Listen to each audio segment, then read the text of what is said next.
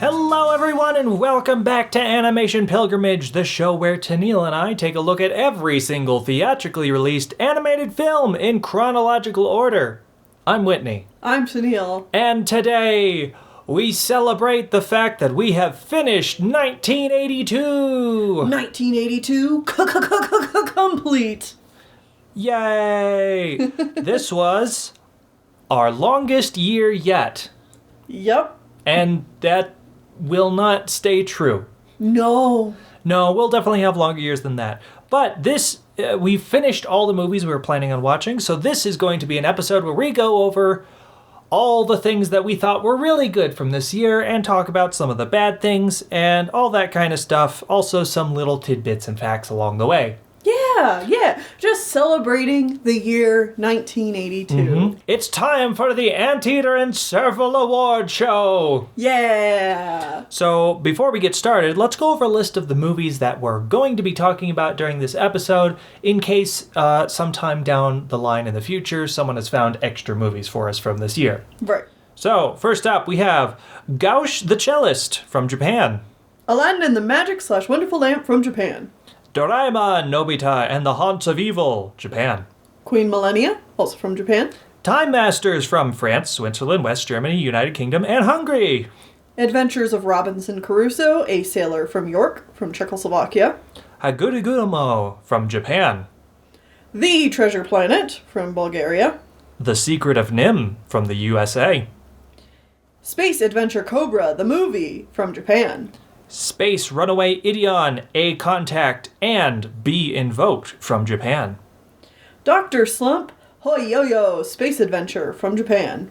Future War Year 1980X, Japan. Space Pirate Captain Harlock, Arcadia of My Youth, Japan. Techno Police 21C, Japan. Hey Good Lookin' from the USA. The Plague Dogs from United Kingdom and the USA. The Last Unicorn, USA, England, and Japan. Heidi Song from the USA. Super Majinga 3, or Raiders of Galaxy, from South Korea. Chronopolis from Poland.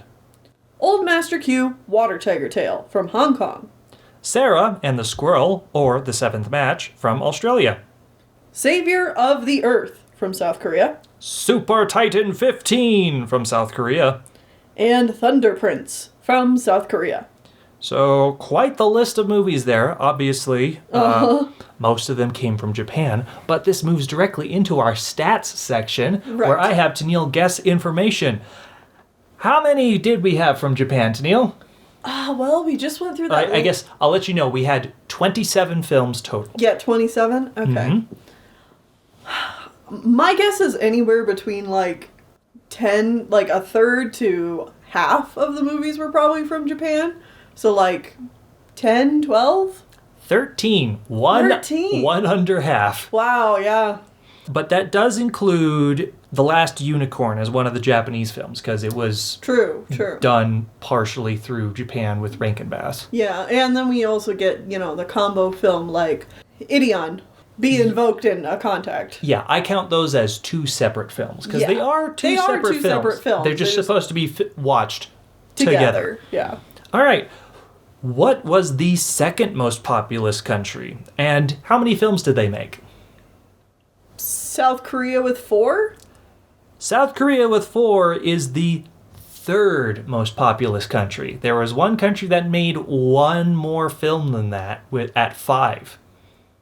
US, I guess? Yep, the United States. Really? Yes, and that's because they helped out with The Last Unicorn, and Plague Dogs, Hey Good Lookin', True. Heidi, and Secret of Nim. The Secret of Nim, yeah. Past that, there was only one country that gave us more than one film. Do you have any idea what country that was? Oh, well, the UK. Yep. Yeah. The United Kingdom gave us 3. Yeah. And then other countries that each gave us 1 each were Australia, Bulgaria, Czechoslovakia, France, Hong Kong, Hungary, Poland, Switzerland, and West Germany. Obviously, some of those were conglomerate works to create one movie. Right. Time Masters. Yeah. But, a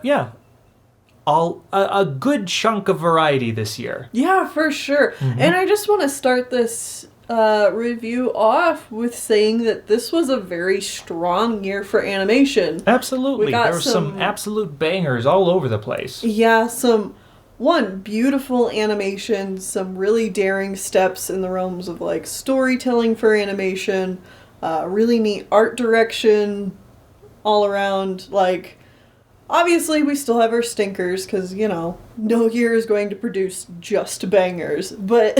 Yeah, for sure. So, a little bit more neat information. Of the 27 films that came out this year, 25 were traditionally animated. Yeah, that's not surprising. And we had 2 films that were stop motion. The Robinson Crusoe and Chronopolis. Yeah. All right. Well, with all of my neat little info bits done, let's go ahead and move into our first section of awards, Best Animated Moments. I feel like I have got a good number of stuff to talk about here. Yeah, I decided to stop at 4. Like, I could probably go for more, but I got like 4 moments, and I'm like, all right, that's probably good. That's probably a solid list. All right, well, go ahead. Tell me about what are some of the things that you wrote down. All right, well, the first thing I wanted to highlight was from The Secret of Nim. I wanted to specifically highlight the owl. Because just the way the owl moves, you can feel its power and ancient energy, and just like...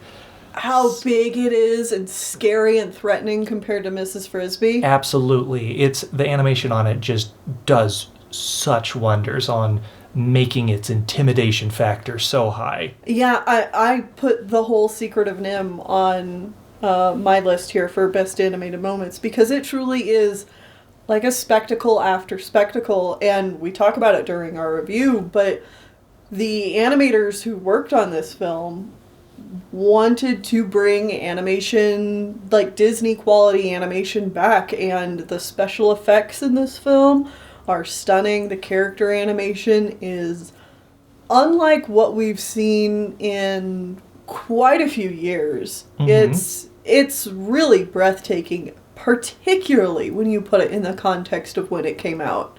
Absolutely. So what is one of your moments? I put down Gauche the Cellist. Also as just kind of a general. It obviously has a lot of those, Studio Ghibli vibes. But God, I love the animation on the cat. And when Gauche is like chasing it around with the music, and it's just like freaking out and getting all hair prickly because of it. It's great character animation. It's just so much fun.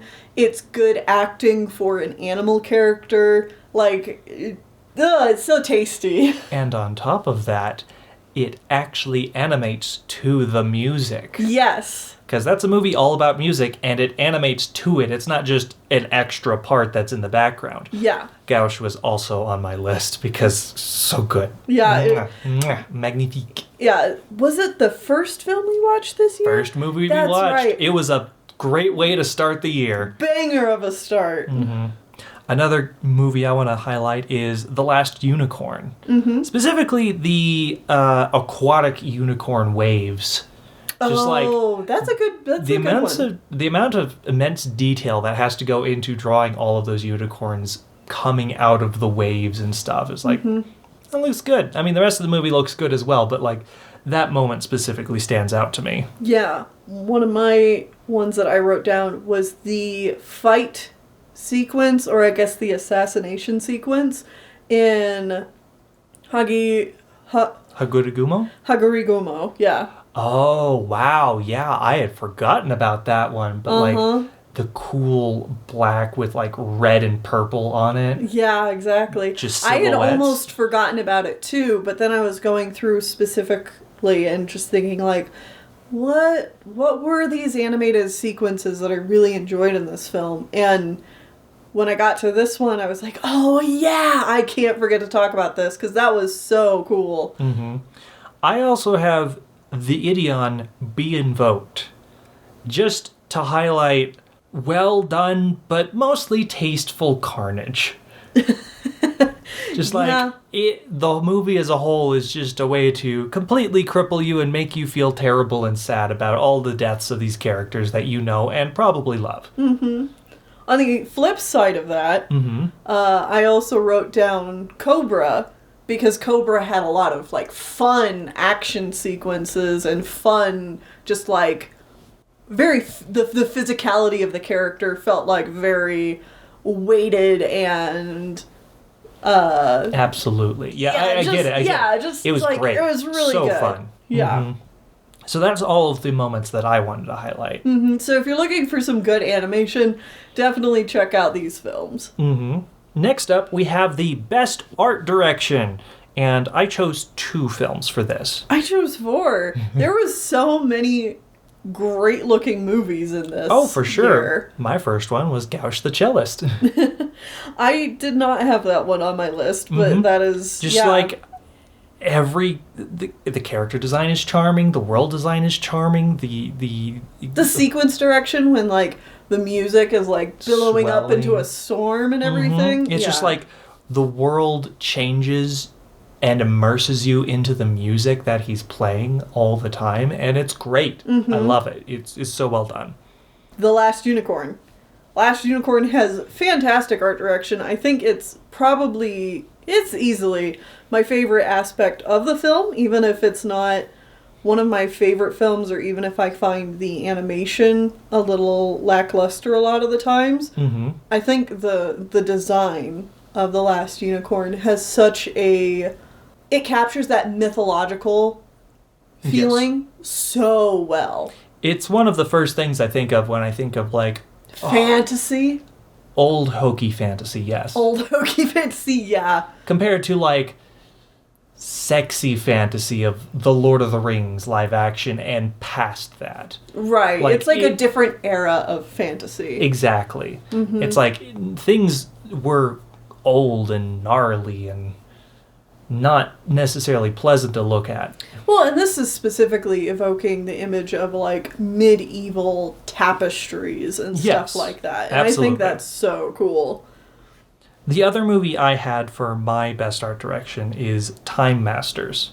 That is also on my list. Because it's just going for a real weird cerebral space look, and it pulls it off very well. Well, you know how we were just talking about Last Unicorn kind of embodying that period of fantasy from this time period. Yeah. And I feel like Time Masters manages that same kind of thing when I think of old sci-fi novels. True. Like, it's like the last hurrah for this style of sci-fi before like, we start to move into... This isn't the Star Trek / Star Wars kind of sci-fi. It's not your, like, giant robot kind of sci-fi.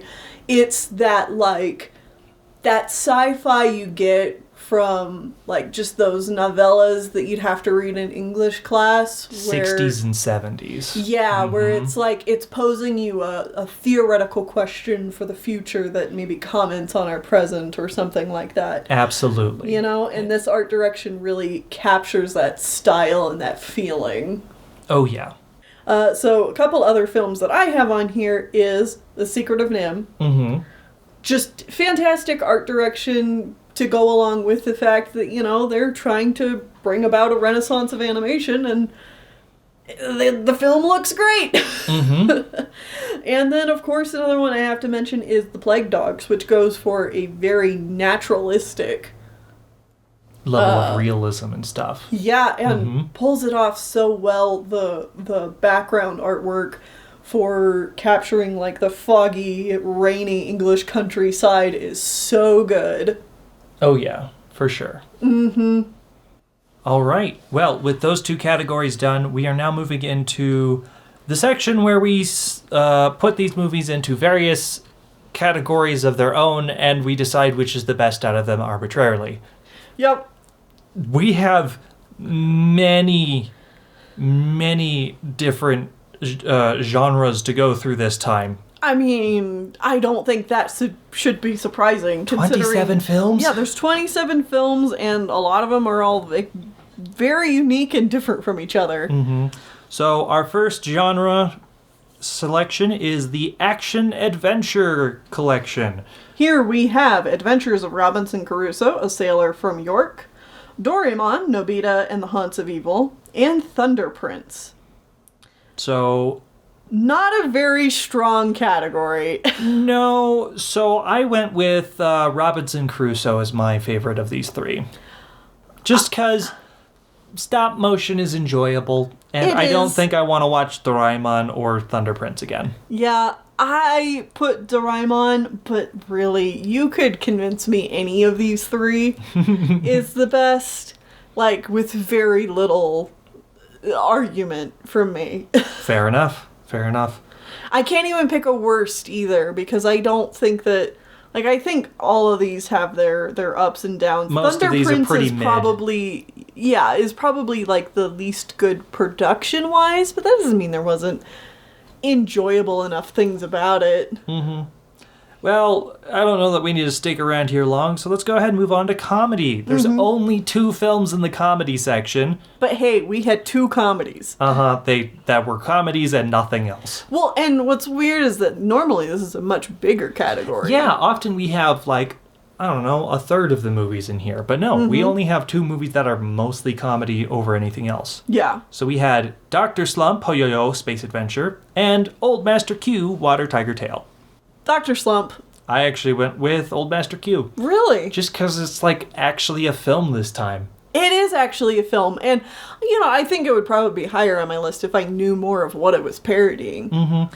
And also, I just don't want to go back to Dr. Slump with the weird villain.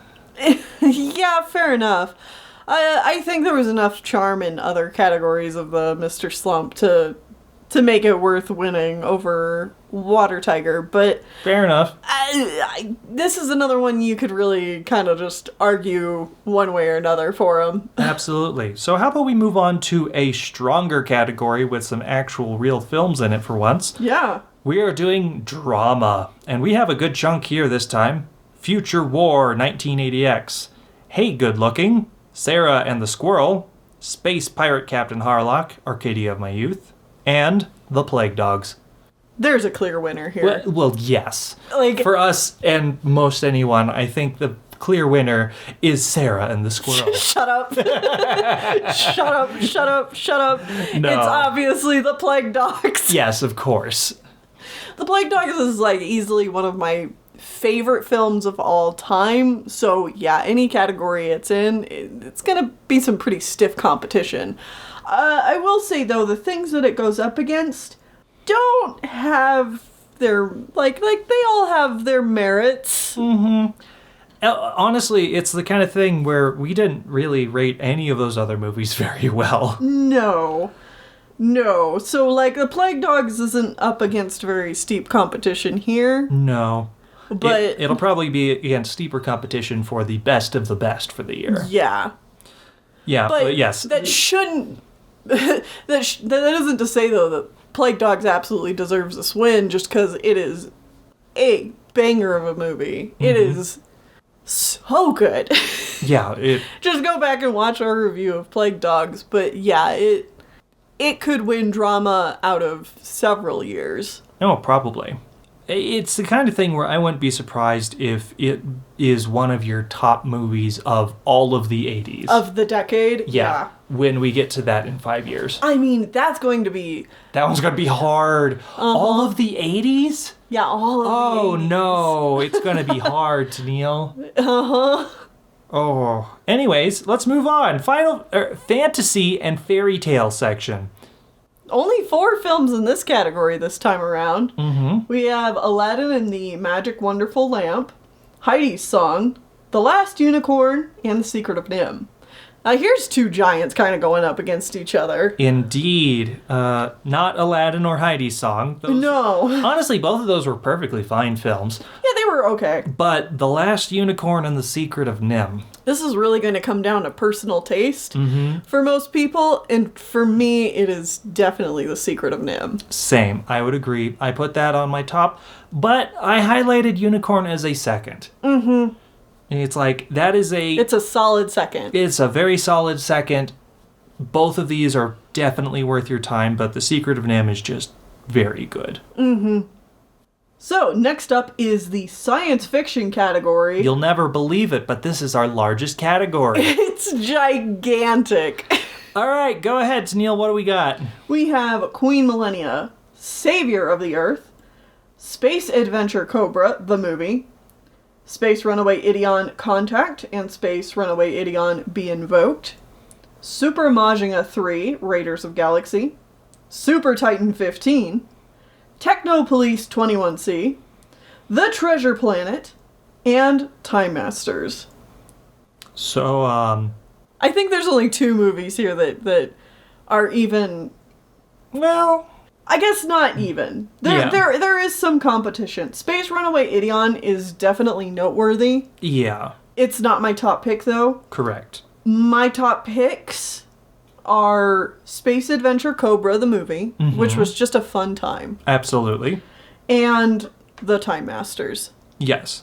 Those were my top 2. Unfortunately, I can't tell which one was my top and which was my second, just because I filled out my form on my computer, which has a white background. On Google Docs. Yeah, on Google Docs it has a white background, but I'm looking at this on my phone, which is a dark background, so I cannot tell the gradation of which color is lighter and darker on here. I think my top pick was Cobra, with Time Masters as a second. That's kind of what I'm thinking was too, because of those 2 movies, I would want to watch Space Adventure Cobra again. Yeah, I think Time Masters is one I can recommend to people as like this is a fun, interesting movie, and if you liked something like Fantastic Planet, you should definitely check this one out too. Yeah. But Cobra is just fun. It's fun, yeah, and it's hard to beat a movie that's fun. A movie that's fun just makes you come back. Oh yeah, absolutely. A fun movie works in every genre except maybe drama. Yeah. Anyway, next up is Slice of Life. A new category we've never had before, but there was a lot of films that fit into it, and by a lot I mean 3. Well, yeah, 3 is enough to make it a category. Absolutely. So we had Chronopolis, Gauche the Cellist, and Haguragumo. This was a hard toss-up for me between Gauche and Haguragumo, but Gauche the Cellist beats it out. I gave it to Gauche as well. Haguragumo was a lot of fun too. But, and definitely worth checking out. But I definitely say that Gauche is the best of these 3 films. It was just so much fun. Yeah, I love music movies that do a good job of showing the music in a visual format. And like it ties the story around it naturally. It keeps the story small scale while still feeling big. Oh yeah. Like, yeah, it's just a good time. It's fantastic. All right, and here are the 2 categories that people probably care about the most: the worst of the worst and the best of the best, aka our favorite movies. Best of the best. What did I say? I think you just kind of slurred your B's there and said, like, best of the best. Oh, best of the best. There you go. But first is the worst of the worst. And Yes. I actually highlighted 3 movies. So did I. I said there's some pretty bad stinkers in here. However, at the same time, a lot of movies are just kind of mid. Like, there weren't any that I'm like, no, this is absolutely just trash. Yeah. Like, there was no, like, Dot Goes Around the World or, Yeah. you know. So, the first movie I want to highlight for being batshit insane terrifying: The Treasure Planet. Okay, that's probably the closest that just comes to, like, just bad. Production bad. That movie is a nightmare, but I know it's gained some level of memery status online, so that's why I can't, like, say it's the absolute worst, but it's my least favorite movie of the year, I think. Yeah, fair enough. What have you got? One of my picks was Future War Year 81X. 1980X? 1980X. It's just so boring. It was extremely dull and thanks to the poor direction, a little incomprehensible, and then it just didn't end up going anywhere. True. Just kind of like a disappointing, boring ride from beginning to end. Fair. So, my other two films I highlighted for the same reason. Uh-huh. Super Majinga 3 and Super Titan 15. Uh-huh. The reason is they are completely forgettable. I cannot for the life of me remember anything about Super Majinga 3. No. It's like, I don't remember there was a giant robot and they said Mazinga. That's right. That's all I remember about that film. Uh-huh. I only remember Super Titan 15 a little better, and that's only because we watched it a week ago. Right. Yeah. And all I can tell you about that was Galaxy Express with 15 robot pieces. And way too many robot pieces. Like, that's it. They're too forgettable. Mm-hmm. Yeah, so I also have the Super Titan 15 on my list. Also on my list is Queen Millennia. You could argue it doesn't deserve to be on here compared to the actually, like, poorly produced movies we've talked about. But man, Queen Millennia just feels like a waste of my time. Well, yeah. I also don't remember Queen Millennia because it's just another one of those blonde ladies. And that's all I remember about that one. Uh-huh. Oh, wait, wasn't it something about she fell in love with her child student again, and there's some sort of special ship inside the Earth, and she's fighting off her own race or something? Yeah, something like that. But it turns out they don't want to blow up the planet, they want to inhabit it. Whatever. It's so dumb. The big thing I remember from it is that we watched the movie and felt like nothing was happening. And then when I did research for it, I found out that this was a movie going over, like, summarizing 42-ish episodes of the show. And nothing happened. And I was just like, what the hell? You are completely right. Yeah, okay, I'm adding that to my list too. Yeah. My eyes kind of just glazed over it when I was trying to pick out other movies that were bad. Uh-huh. But yeah, I just completely forgot how bad Queen Millennia is. Yeah. Anyway, so now we've discussed the worst of the worst, but let's celebrate what this year did right. Mm-hmm. The best of the best. I have two. Yeah, I have two as well. My runner-up is The Secret of Nim. Same. My winner is Gauche the Cellist. I have that as a third category off to the side, where it's my fave newcomer. That's a good way to put it. Yeah. Absolutely. A fave movie you've never seen before. Yeah. But no, Gauche the Cellist, I just really, really enjoyed that movie. And I think of all of the movies that we watched this year, it's the one I'm going to go back to and watch again. Even over Plague Dogs or The Secret of Nim or the unicorn movie. The Last Unicorn. The Last Unicorn. It's like, no, I really enjoyed watching Gauche the Cellist. And I really liked it. It's my favorite. Go figure. You're the Fantasia person. Absolutely. So, like, this movie just spoke to you. Absolutely. And on a similar level, the drama, the commentary, the and animal everything. drama film spoke to you. Spoke to me, and Plague Dogs is my winner. Yeah, who could have seen that coming? I think I already kind of spoiled it by saying it's one of my favorite films of all time. But,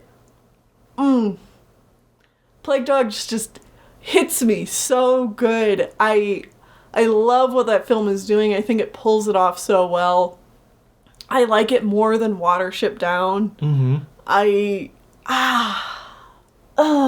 just think, it's just so good. It's just so good, and it's one of those movies that's like, I can't watch it all the time. But it's like a fine treat that you watch it every once in a while, and it just invokes the perfect feelings of sadness and hopelessness, and yet still manages to carry that little spark of hope. And I just love it. Obviously, for history reasons, and because I just think it's a good film, Secret of Nim is my second pick. Secret of Nim both does and doesn't change everything for American animation. Mm-hmm. It does change everything in the fact that it is a company outside of Disney who is doing superb hand-drawn animation and putting Disney to shame.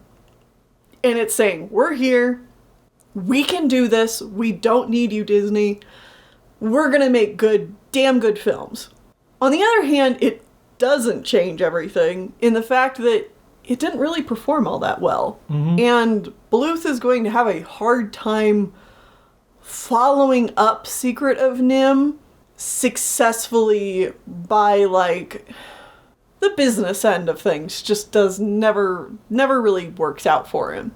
Yeah. You know? And as far as its lasting impact, it's a little hard to say, because when Disney does come around and do the Renaissance, everybody starts picking up animation. Yeah. But yeah, I mean, just what a great year, though. Absolutely. There was a lot of really good films to check out in this one. I hope if you didn't go back and watch some of the old episodes and you just watched the awards, it gives you interest in checking out some of those episodes and maybe then checking out the movies that we talked about in them as well. Mm-hmm. But either way, that is the end of 1982. Good year. Mm-hmm. Good year. I'm, like, so happy to be in the midst of the 80s now, and it's only going to be kind of like an uphill thing from here. Absolutely. Before we get to that, though... We're going all the way back because we have a whole pile of catch-up films again. You say a whole pile. How many is it? Do I even want to know? I haven't counted. Oh, boy. It's minimum 6, probably closer to 10. Okay. Yeah. Okay, that's not too bad. So about what we had between 80 and 81. Or 81 and 82. Right. But anyways, we're going back to 1950 to watch Arase una vez from Spain. Cool. All right. Well, now it's the time where we do some catch-up films before we get into 1983. Thank you, everyone, for watching all of 1982. Mm-hmm. And we will see you next time. Bye-bye.